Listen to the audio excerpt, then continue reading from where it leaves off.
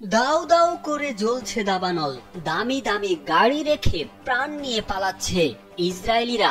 সামাজিক যোগাযোগ মাধ্যমে এমন একটি ভিডিও ছড়িয়ে পড়েছে। ভিডিওতে দখলদার ইসরায়েলের বিপর্যয় দেখে শুকরিয়া জ্ঞাপন করে নেটিজেনরা বলছেন, আল্লাহ ছাড় দেন কিন্তু ছেড়ে দেন না। ইসরায়েলিদের বিপদে নেটিজেনদের এমন মনোভাবের কারণ হলো ফিলিস্তিনে গণহত্যা। তারা বলছেন, গাজায় হাজার হাজার ফিলিস্তিনি নারী পুরুষের মরদেহ দেখে সারা বিশ্ব ক্ষোভে ফেটে পড়ে।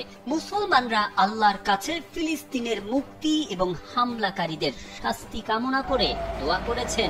এসব কারণে ইসরায়েলের ভয়ানক দাবানলকে ইহুদিদের পাপের শাস্তি হিসেবে দেখছেন নেটিজেনরা। দখলদার ইসরায়েলের দখলকৃত জেরুজালেমের বিভিন্ন জায়গায় দাবানল ছড়িয়ে পড়েছে। এরই মধ্যে ইসরায়েলের বাণিজ্যিক রাজধানী তেল আবিব থেকে জেরুজালেমে যাওয়ার রুট এক মহাসড়কে ছড়িয়ে পড়েছে আগুন। এতে সড়কে চলা বেশ কিছু গাড়ি আটকা পড়েছে।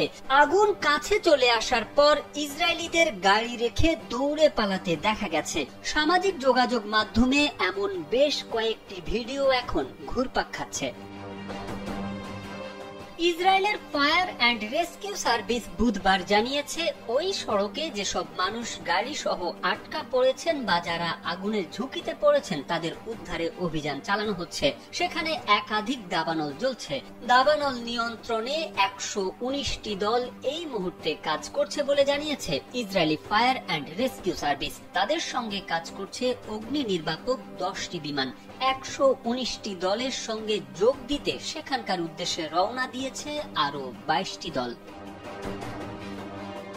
তারুম এলাকায় ছড়িয়ে পড়ে। এর মধ্যেই শহরগুলো থেকে বাসিন্দাদের নিরাপদ দূরত্বে সরিয়ে নেওয়া হয়েছে। আগুনের কারণে শহরের সড়কগুলোতে যান চলাচল বন্ধ রয়েছে। সড়কে গাড়ি চালকরা তাদের যানবাহন ফেলেই শহর ছাড়তে বাধ্য হন। রেল লাইনের কাছে আগুন লাগায় ট্রেন চলাচলও বন্ধ করে দেওয়া হয়েছে।